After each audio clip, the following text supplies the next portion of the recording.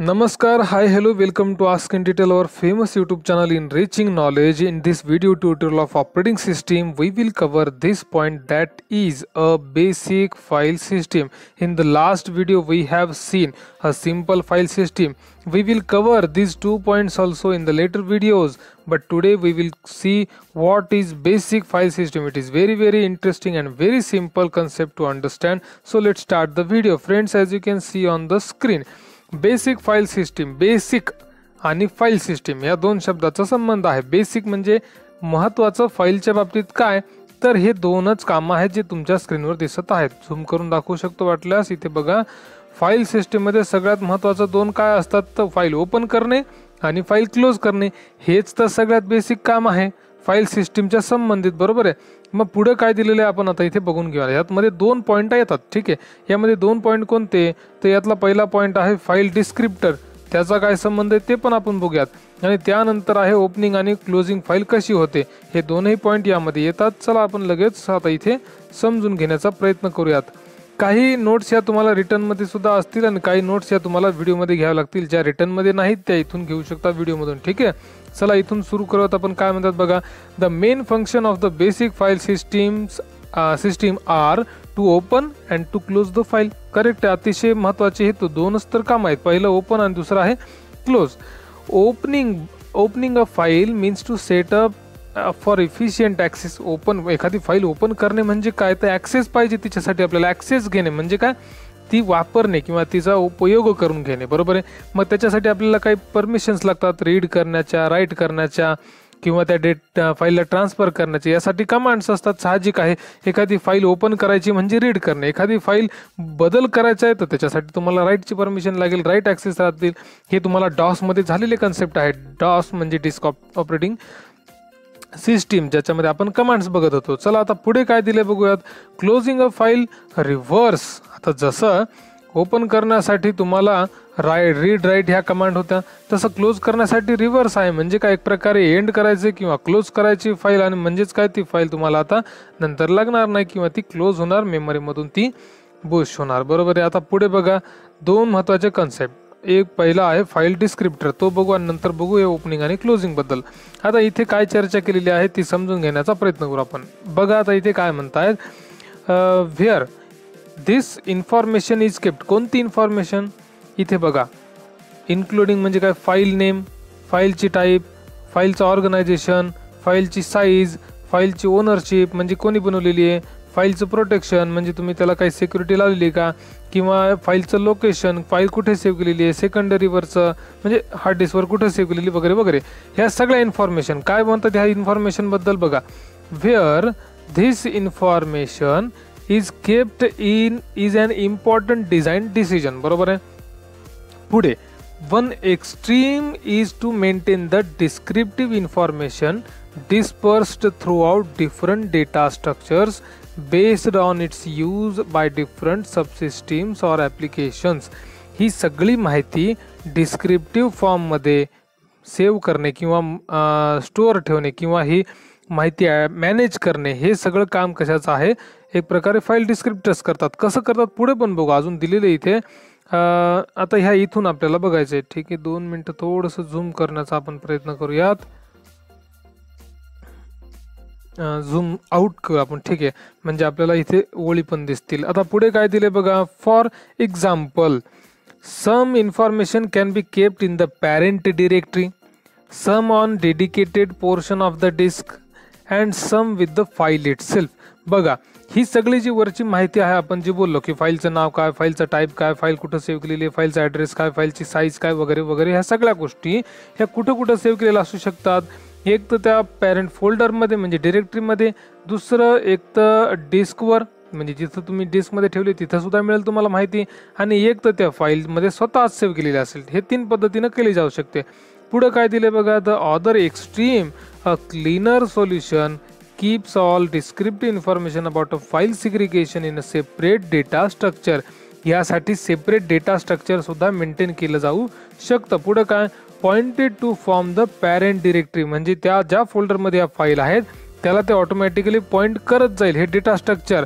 मग पुढे काय दिले बघा. This data structure is generally refer to as a file descriptor. ह्याच डेटा स्ट्रक्चरला, ज्या डेटा स्ट्रक्चरमध्ये फाईलचं नाव, फाईलची टाईप, फाईलचं ऑर्गनायझेशन, फाईलची साईज, फाईलचं ॲड्रेस, लोकेशन, फाईलची सिक्युरिटी, या सगळ्या गोष्टी जिथं सेव्ह केलेल्या असतात त्या डेटा स्ट्रक्चरला काय म्हणतात? File descriptor. So very easy point. पुढचा आता काय पॉईंट आहे बघा, ओपनिंग अँड क्लोजिंग फाईल्स. आपण दिवसभरात कम्प्युटरवर, लॅपटॉपवर, मोबाईलवर खूप प्रकारच्या वेगवेगळ्या प्रकारच्या फाईल्स ओपन करतो आणि क्लोज करत असतो. मग या सगळं कसं होते, ही गोष्ट नेमकी, ही घटना कशी घडते? हो, नुसतं ओपन करणं म्हणजे डबल क्लिक करून ओपन करणं हे आपल्यासाठी आहे, पण इंटरनली हे सगळं कसं घडतं? ऑपरेटिंग सिस्टीम एखादी फाईल ओपन करण्यासाठी काय काय करते किंवा काय काय ऑपरेटिंग सिस्टीमला करावं लागतं ते इथं बघूयात. बघा आता, रिगार्डलेस ऑफ, इथून पहिल्या लाईनपासून, रिगार्डलेस ऑफ हाऊ, थोडं झूम करून बघू, ठीक आहे. Regardless of how descriptive information about a file is organized, most of it is maintained on disk. सगळ्या गोष्टी ह्या जवळपास डिस्कमध्ये सेव्ह केलेल्या आहेत. When the file is to be used, relevant portions of this information is brought in to main memory. साहजिक आपल्याला माहिती आहे की जेव्हा एखादी फाईल वापरायची गरज असते किंवा ओपन करायची गरज असते तेव्हा ती फाईल ऑटोमॅटिकली कोणत्या मेमरीमध्ये येते? मेन मेमरीमध्ये, म्हणजेच कोणत्या? रॅममध्ये. For efficient continued excess of the data file, त्याशिवाय तर वापरताच येत नाही. इफिशियंट यूज करू शकतो का आपण मेन मेमरीशिवाय? तर काही शक्य नाही. पुढे, for that purpose the file system maintains an open file table. नीट बघा, एखादी फाईल ओपन झाली आणि ही फाईल मेन मेमरीमध्ये गेल्याशिवाय ओपन होत नाही. म्हणजे एखादी फाईल ओपन करण्यासाठी मेन मेमरीमध्ये गेली आणि ती ओपन झाली आहे, तर हे सगळं मेंटेन कशात केलं जातं? Open file table. म्हणजे ओपन असलेल्या फाईल्सचा एक टेबल मेंटेन केला जातो. कसा, काय असतं त्याच्यात? पुढे बघा, to keep track of currently open file, सध्या ओपन असलेल्या फाईल्सचा सगळा डेटा. पुढे, each entry in the OFT corresponds to one open file that is a file being used by one or more processors. प्रत्येक एंट्री ही प्रत्येक प्रोसेससाठी, प्रत्येक फाईलसाठी असेल. पुढे बघा, the OFT is managed by the open and close functions. साहजिक आहे, जसं तुम्ही ओपन आणि क्लोजचे फंक्शन करताल त्याद्वारे हे OFT मेंटेन होत जाईल. पुढे, the open function is invoked whenever a process first wishes to access a file. जेव्हा केव्हा तुम्ही एखादी फाईल ओपन करण्यासाठी डबल क्लिक कराल त्यावेळेस ऑटोमॅटिकली हे OFT मध्ये ओपन फंक्शन जनरेट होईल आणि त्यानुसार त्यामध्ये नोंद होईल तुम्ही ओपन केलेल्या फाईलची. अशा पद्धतीने इथे सगळी माहिती दिलेली आहे. आता पुढे बघा, the function finds and allocates a free entry in the OFT. एखादी रिकामी जागा रॅममध्ये कोणती आहे ती अलोकेट करण्याचं काम किंवा ती दाखवण्याचं काम सुद्धा OFT करतं. पुढं, OFT fills it with relevant information about the file. त्या फाईलची जी महत्त्वाची माहिती आहे ती ह्या OFT मध्ये काय केली जाते? भरली जाते, फिल केली जाते. पुढे, असोसिएट्स विथ इट आणि रिसोर्सेस, म्हणजेच काय? Read write buffer necessary to access the file efficiently. म्हणजे रीड राईट फंक्शन शिवाय तर हे काही होतच नाही. आणि हे सगळं बफर म्हणजे काय? एक प्रकारे सेव्ह केलं जातं की कोणती फाईल चालू आहे, कोणती फाईल ओपन केलेली आहे, यासाठी किती साईज लागलेली आहे, हिचं मेन लोकेशन कोणतं आहे वगैरे वगैरे, यात काही चेंज झाला आहे का, म्हणजे रीड करायचं का फक्त का राईटसुद्धा करायचे आहे वगैरे वगैरे. पुढे, some system do not require an explicit open command in which case it is generated implicitly by the system at the time of file is accessed for the first time. बऱ्याच वेळेला हे पहिल्यांदा सुद्धा फाईल आपण open करतो तर त्यावेळेस अशा वेळेला एक्सप्लिसिट ओपन कमांडची गरज पडत नाही. इंटरनली सुद्धा ते मॅनेज केलं जाऊ शकतं. पुढं, when a file is no longer needed. एखाद्या फाईलची तुम्हाला आता गरज नाही किंवा ती ओपन केलेली फाईल आता तुम्हाला बघण्याची गरज नाही, तर अशा वेळेला कोणतं फंक्शन रन होणार? It is closed either by calling close command. दिसते तुम्हाला इथे, क्लोज कमांडद्वारे हे सगळं क्लोज केलं जाईल. म्हणजे ऑटोमॅटिकली ह्या फाईलची एंट्री OFT मधून कुठे जाईल? OFT मधून ही फाईलची एंट्री ही ऑटोमॅटिकली रिलीज केली जाईल. इथे बघा, रिलीज म्हणजे काय? फ्री केली जाईल आणि ती फाईल त्या टेबलमध्ये नसणार. आता नेमकं एखादी फाईल ओपन होताना काय काय होतं तर नीट बघा. पहिलं काम आहे using the protection information in the file descriptor. म्हणजे फाईल डिस्क्रिप्टरमध्ये असलेली सिक्युरिटी इन्फॉर्मेशन जी आहे फाईलची ती पहिल्यांदा बघितली जाईल. म्हणजे याच्यात काय काय परमिशन आहेत. पुढे find and allocate free entry in the OFT टेबलमध्ये त्या फाईलला एक एंट्री दिली जाईल. फ्री एंट्री म्हणजे तिथं जागा रिकामी करून दिली जाईल.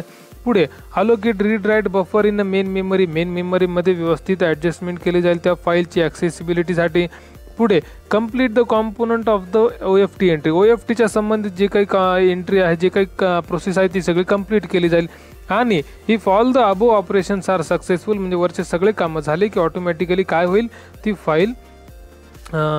फाईल ॲक्सेस करण्याचं काम कंप्लीट होऊन जाईल. पुढे बघा आता क्लोज होण्यासाठी काय तर उलट सगळं होणार. आता इथे काय flush any modified main memory buffers by writing their content to the corresponding disk blocks.